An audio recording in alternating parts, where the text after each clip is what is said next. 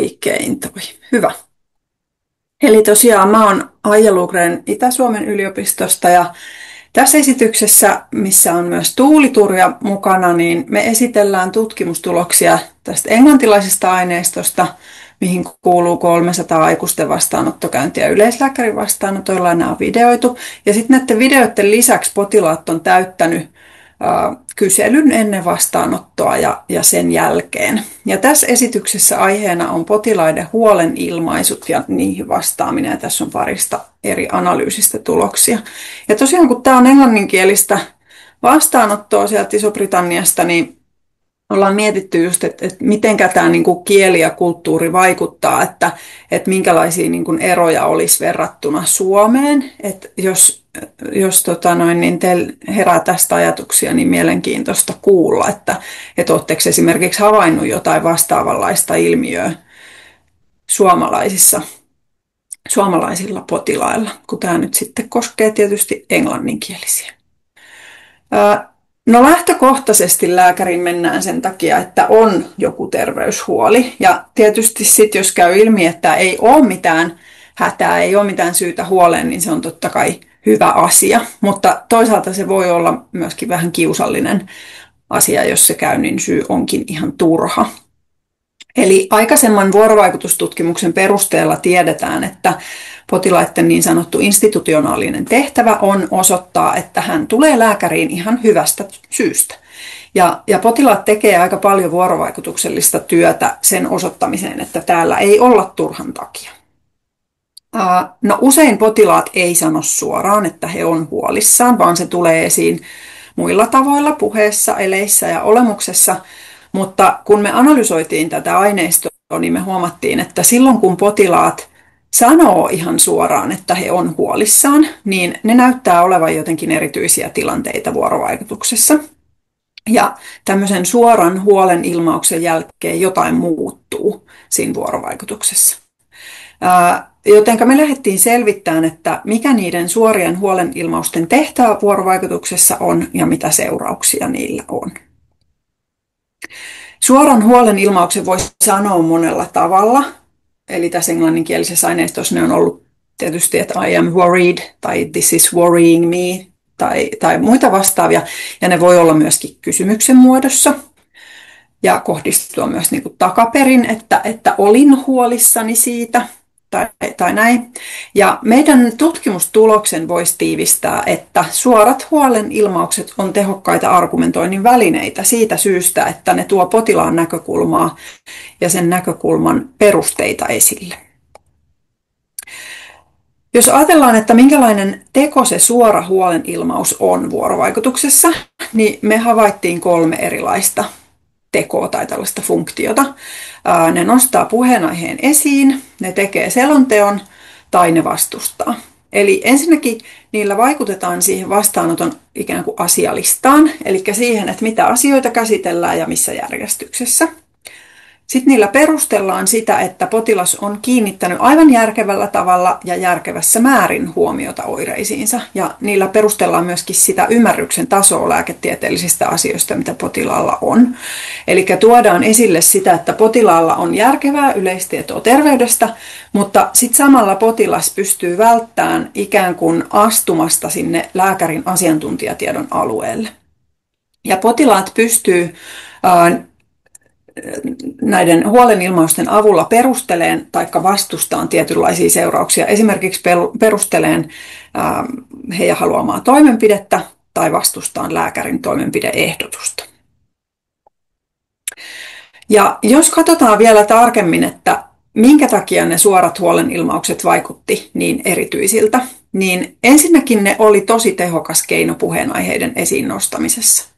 Yleensä vastaanotolla semmoinen luonteva paikka potilaalle nostaa puheenaiheita esiin on ihan siinä vastaanoton alussa ja sitten jos lääkäri erikseen kysyy, että onko muuta mielessä, mutta muissa vaiheissa se on vaikeampaa. Mutta huolenilmaus oli siihen selvästikin apuväline. Eli potilaat pystyy nostamaan esiin puheenaiheita kesken muiden puheenaiheiden, kesken muun toiminnan ja muissa vastaanoton vaiheissa kuin niissä luontevimmissa paikoissa.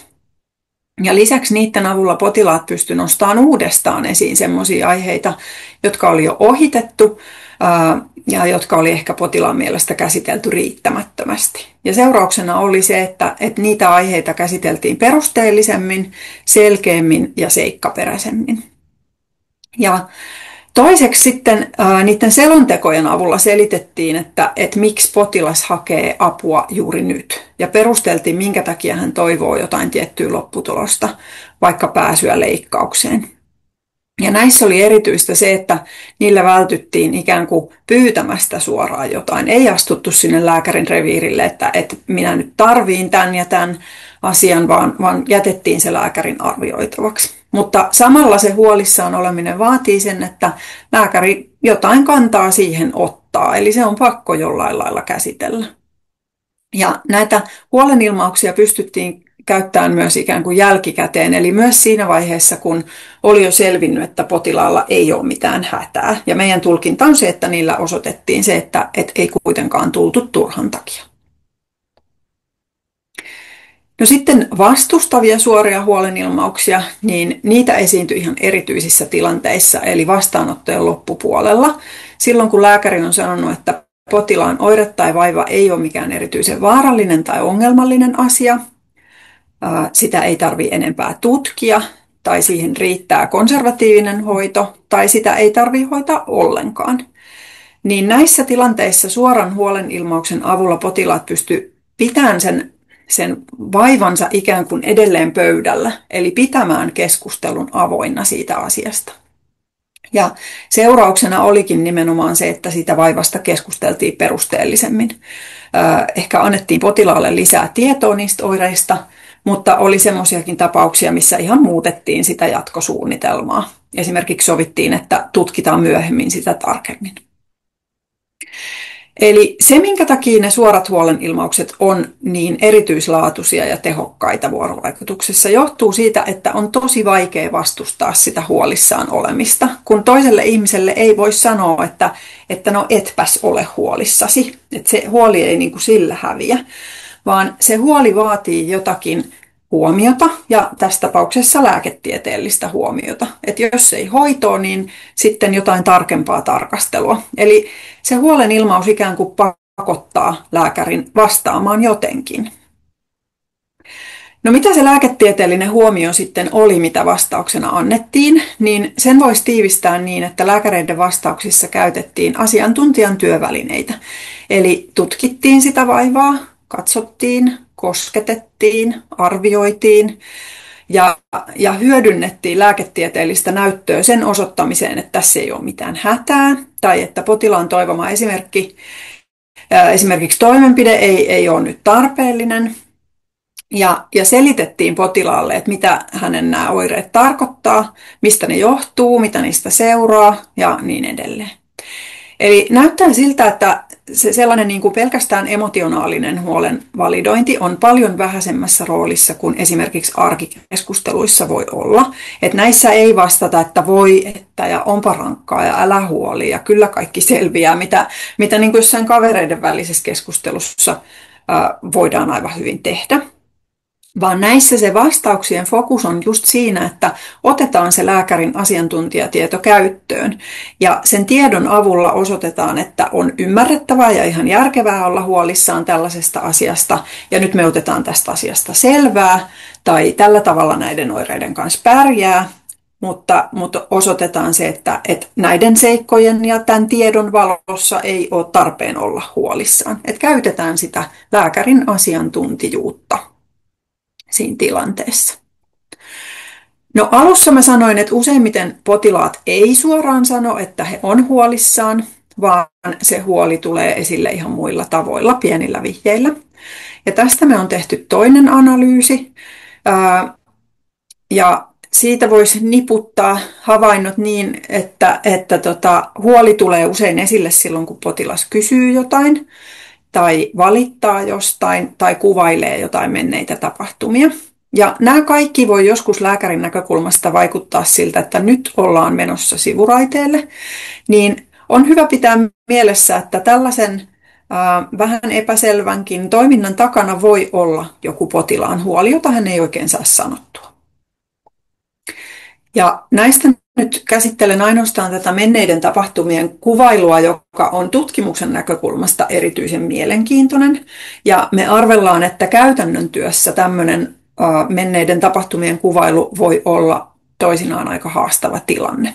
Eli näissä on kysymys siitä, että potilas kuvailee jotain semmoista oiretta, jota ei ole enää. Esimerkiksi jotain selittämätöntä kipukohtausta, joka on jo mennyt ohi. Ja tämähän on hankalaa, kun periaatteessa sitä oiretta ei voi enää tutkia, sitä ei tarvitse enää hoitaa, niin mitä siinä vastaanotolla sitten sille voi tehdä? Mitä potilas oikeastaan odottaa? Mutta tämmöisen kertomisen taustalla onkin potilaan huoli siitä, että tämä vaiva uusiutuu. Ja lääkärin vuorovaikutuksellisena ongelmana onkin sitten se, että voiko potilaalle tavallaan luvata, että tämmöinen vaiva ei toistu, että sitä ei tarvitse huolehtia, niin ei ehkä oikeastaan voi. Mutta se, mitä näissä aineistoissa nähdään, että miten vastataan, niin vastauksena ensinnäkin pohditaan, että mikä se oire ehkä oli, mistä se johtui. Ja sen perusteella voidaan neuvoa, että miten voidaan ehkäistä, ettei sitä tulisi uudestaan. Ja voidaan tehdä myöskin toimintasuunnitelmaa sen varalle, että se kuitenkin tulee uudestaan. Ja samalla osoitetaan ymmärrystä sille, että tämä kokemus oli kamala.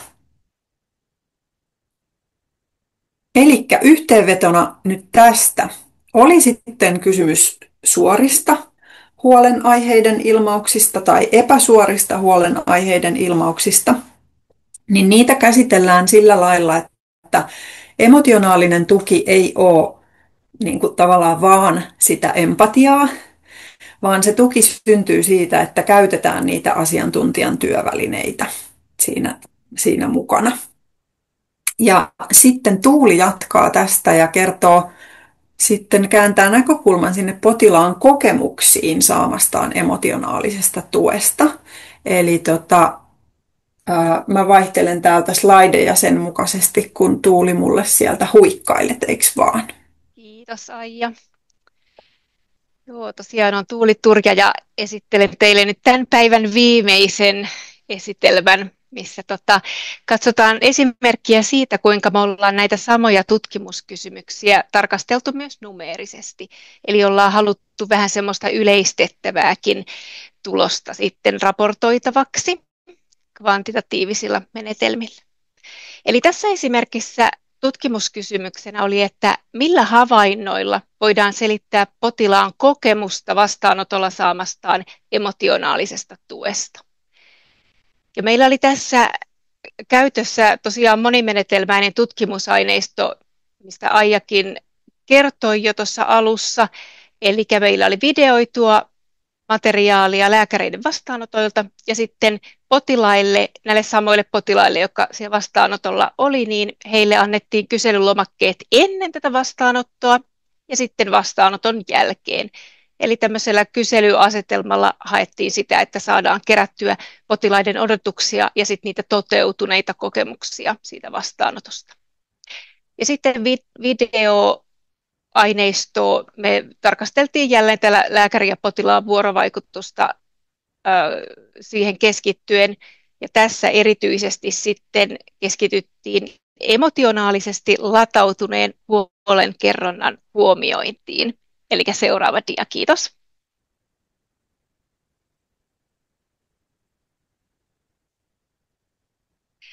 Eli tosiaan sieltä videoiduista vuorovaikutustilanteista me etsittiin tilanteita, joissa potilas kertoo huolistaan emotionaalisesti,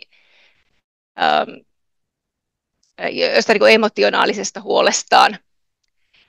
Ja sitten lähinnä me haluttiin mitata sitä lääkärin palautetta, huomiointia eli validointia siihen huolenkerrontaan. Eli me tarkasteltiin puhuttua palautetta, esimerkiksi lääkärin ymmärrän tai muu vastaava validointi, tai sitten kehollista palautetta erikseen, eli ottiko lääkäri potilaan katsekontaktin tämän huolenkerronnan yhteydessä, nyökkäsikö hän siinä yhteydessä tai muuten. Eli me oltiin kiinnostuneita ja me mitattiin siis näitä lääkärin välittömiä huomioita tähän huolenkerrontaan ja nimenomaan myönteisiä. Eli me ei laskettu mukaan mitään tämmöisiä kielteisiä reaktioita. Esimerkiksi sen sijaan, että lääkäri sanoo ymmärrän, niin sanoo, että ei voi olla näin tai muuta vastaavaa. Se oli harvinaista toki, mutta näitäkin oli. Ja sitten tosiaan se kyselypuoli siinä oli se, että näistä kyselylomakkeista ennen vastaanottoa me katsottiin kohtaa, missä potilaalta oli kysytty, että mitä odotat tänään vastaanotolta. Ja sen alakohtaa odotan saavani vastauksen huoleeni. Ja sitten me katsottiin sitä vastaanoton jälkeen täytettyä kyselylomaketta, missä oli miten koit vastaanoton tänään, ja sen alakohtaa sain vastauksen huoleeni. Ja näiden odotusten ja toteutumien erotuksesta me saatiin kiinnostava tieto siitä, että kokiko potilas saavansa riittävän vastauksen huoleensa vastaanotolla. Seuraava, kiitos. Ja tässä on se tulostaulukko näkyvillä, eli selittävät tekijät sille, saiko tai kuinka potilas koki saavansa riittävän vastauksen huoleensa. Me nähdään, että lääkärin antama puhuttu ja kehollinen potilaan huolenkerronnan huomiointi, molemmat, lisää todennäköisyyttä sille, että potilas kokee saavansa riittävän vastauksen huoleensa. Me huomattiin myös, että potilaat, jotka oli vastaanotolla merkittävää pelkoa herättävällä asialla, eli esimerkiksi kuoleman pelossa, niin he kokivat useammin saavansa riittävän vastauksen huoleensa. Mutta toisaalta tämä koko data osoittaa meille sen, että koska se hoitavan tahon osoittama huomio myös pienempiin huolenaiheisiin oli vahvassa yhteydessä siihen potilaan kokemukseen, että hän on saanut riittävän vastauksen, niin tämä tieto, me katsotaan, että se on tärkeää myös yleisemmin potilastyössä kuin ihan vain noiden hengenvaarallisten tilanteiden kohdalla, mikä ehkä hoitava taho näin niin kuin intuitiivisestikin reagoi herkemmin sitten huomioimalla tämän puhutun asian. Seuraava.